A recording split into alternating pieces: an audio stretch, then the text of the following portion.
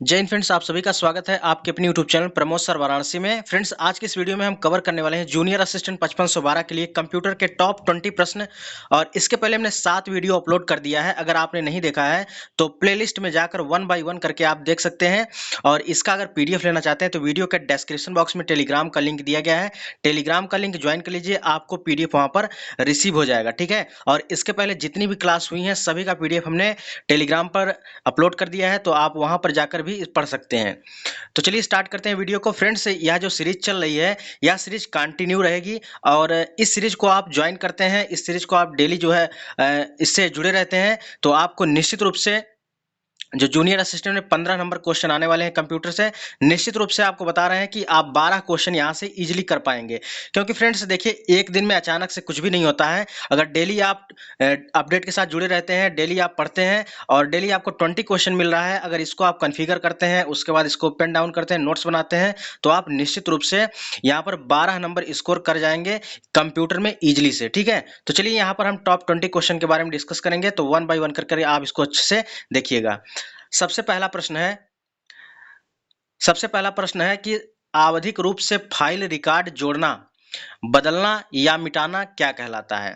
यानी कोई समय है और उस समय के रूप में फाइल को रिकॉर्ड करना, जोड़ना, बदलना या मिटाना क्या कहलाता है। इसका राइट आंसर हो जाएगा ऑप्शन नंबर ए, अपडेटिंग कहलाता है। क्या कहलाता है? अपडेटिंग कहलाता है।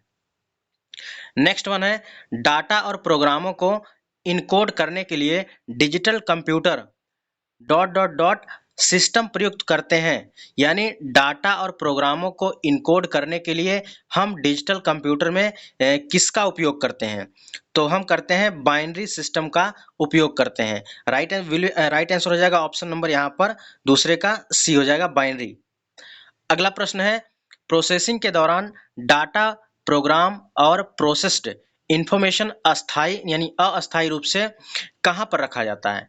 यानी प्रोसेसिंग के दौरान डाटा, प्रोग्राम और प्रोसेस्ड इंफॉर्मेशन अस्थायी रूप से ये कहाँ रखे जाते हैं? रैम में रखे जाते हैं। राइट आंसर हो जाएगा ऑप्शन नंबर सी। रैम का फुल फॉर्म क्या हो जाएगा? रैंडम एक्सेस मेमोरी हो जाएगा।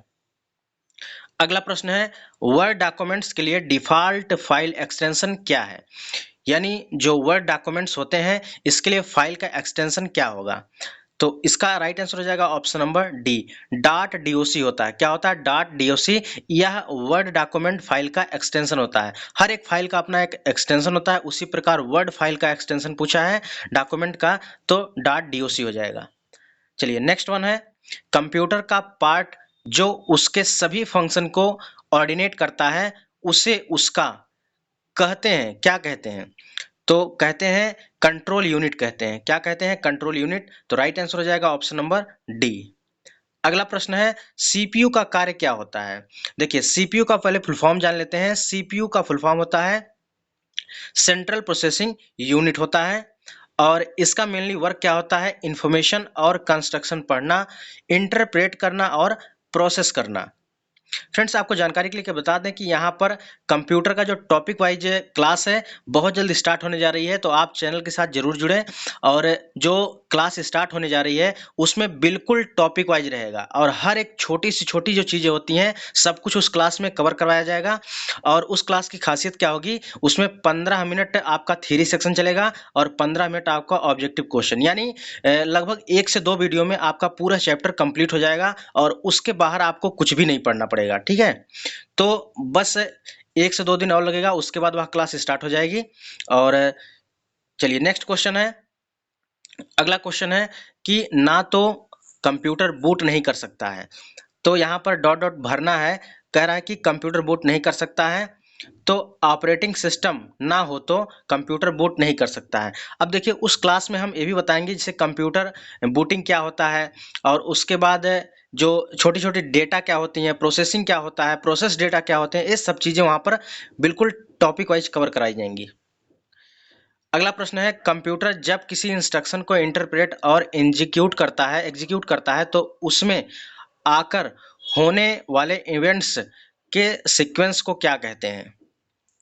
तो उसे कहते हैं एग्जीक्यूशन साइकिल कहते हैं। क्या कहते हैं? Execution cycle. राइट आंसर हो जाएगा ऑप्शन नंबर ए। अगला प्रश्न है, यूपीएस यूपीएस का फुल फॉर्म क्या होता है? यूपीएस का फुल फॉर्म होता है अनइंटरप्टेड पावर सप्लाई होता है। याद कर लीजिए, इंपॉर्टेंट प्रश्न है। यूपीएस का फुल फॉर्म होता है अनइंटरप्टेड पावर सप्लाई होता है। राइट आंसर हो जाएगा यूपीएस क्या है? एक सीमित समय के लिए बैटरी बैकअप प्रोवाइड करता है। ठीक है, एक सीमित समय के लिए बैटरी बैकअप प्रोवाइड करता है। अगला प्रश्न है, किसी प्रेजेंटेशन को नए फाइल नेम में कैसे सेव करते हैं? किसी प्रेजेंटेशन को नए फाइल में नेम में कैसे सेव करते हैं? इसका राइट आंसर हो जाएगा ऑप्शन नंबर ए, फाइल मेन्यू सिलेक्ट करके सेव एज चूज करने पर। अगला प्रश्न है, कंप्यूटर की मेमोरी में इंटर किए गए डेटा इंस्ट्रक्शन माने जाते हैं, क्या माने जाते हैं? ए, इनपुट माने जाते हैं। क्या माने जाते हैं? इनपुट। तो राइट आंसर हो जाएगा ऑप्शन नंबर सी।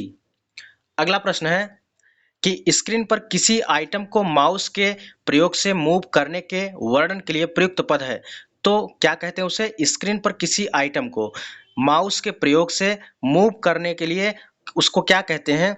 उसे कहते हैं भैया, क्या कहते हैं? ड्रैग एंड ड्रॉप कहते हैं। सपोज दैट कोई मान के चलिए कोई थिंग्स है और उसके बाद उसको आप माउस से इधर उधर करते हैं, उसी को बोला जाता है ड्रैग एंड ड्रॉप बोला जाता है। अगला प्रश्न है, कंप्यूटर फाइल सिस्टम में हायरार्की में निम्नलिखित में से क्या सबसे ऊपर या प्रथम होता है?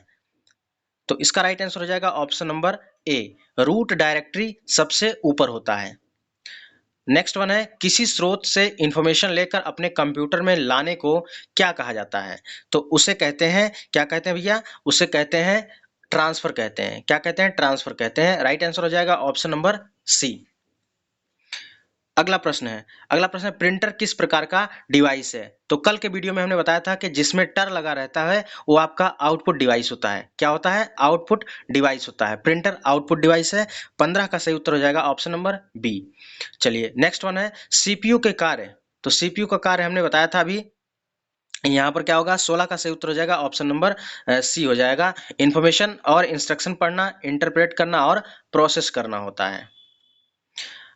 अगला प्रश्न है, यहाँ पर फिल करना है, एक छोटा इमेज है जो किसी प्रोग्राम, इंस्ट्रक्शन, फाइल या किसी अन्य ऑब्जेक्ट का प्रतिनिधित्व करता है, रिप्रेजेंट करता है, तो क्या कहलाता है? तो यह कहलाता है आपका आइकॉन। आइकॉन क्या करता है? आइकॉन एक छोटा सा इमेज होता है जो किसी प्रोग्राम, इंस्ट्रक्शन, फाइल या किसी अन्य ऑब्जेक्ट को प्रतिनिधित्व करता है। चलिए नेक्स्ट वन है, आप जो इंफॉर्मेशन कंप्यूटर में डालते हैं उसे क्या कहते हैं? तो उसे कहते हैं डेटा कहते हैं। ठीक है, आप जो इन्फॉर्मेशन कंप्यूटर में डालते हैं उसे क्या कहते हैं? डेटा कहते हैं। सपोज दैट जैसे आपने यहाँ पर कीबोर्ड में टाइप किया, कंप्यूटर में इनहेरिट हुआ, तो वो क्या कहलाता है? वही चीज डेटा कहलाता है। ठीक है, राइट आंसर हो जाएगा ऑप्शन नंबर डी। अगला प्रश्न है, कोई विनिर्दिष्ट काम करने के लिए किसी दूसरी कुंजी के कॉम्बिनेशन में किस कुंजी का प्रयोग किया जाता है? तो यहाँ पर किसका प्रयोग किया जाता है? राइट आंसर हो जाएगा ऑप्शन नंबर बी, कंट्रोल की का प्रयोग किया जाता है कॉम्बिनेशन के लिए। अगला प्रश्न है और लास्ट प्रश्न है, कंस्ट्रक्शन के समय विश्व का सबसे तेज कंप्यूटर हो तो वह कंप्यूटर वर्ग में आता है, किस वर्ग में आता है? चलिए 20 का राइट आंसर हो जाएगा option number B, supercomputer के श्रेणी में आता है। यानी कंस्ट्रक्शन के समय विश्व का सबसे तेज कंप्यूटर जो कंप्यूटर के वर्ग में आता है, किस वर्ग में आता है? अगर विश्व का सबसे तेज कंप्यूटर है तो वह आपका सुपर कंप्यूटर के श्रेणी में आता है। तो फ्रेंड्स, यहाँ से हमने टॉप 20 प्रश्न को कवर किया और यह सीरीज कंटिन्यू चलती रहेगी, इसलिए आप चैनल के साथ जरूर जुड़ें। यहाँ से आपको निश्चित रूप से बेनिफिट मिलने वाला है। देखिए, एक दिन में कोई चीज़ नहीं तैयार हो जाती है, लेकिन धीरे-धीरे आप पढ़ेंगे तो एक दिन सारी चीज़ें तैयार हो जाएँगी, जिससे आप क्या होगा कि 15 में से आराम से आप जो है 12-13 क्वेश्चन ईज़िली कर पाएँगे, ठीक है? तो यह सिलेक्शन के लिए काफ़ी व वरदान साबित होगा आपके लिए। तो यहाँ पर चलिए मिलते हैं फ्रेंड्स कल की वीडियो में। अगर आप चैनल पर पहली बार विज़िट करें, चैनल के साथ ज़रूर जुड़ें। मिलते हैं फ्रेंड्स नेक्स्ट वीडियो में, तब तक के लिए जय हिंद, वंदे मातरम।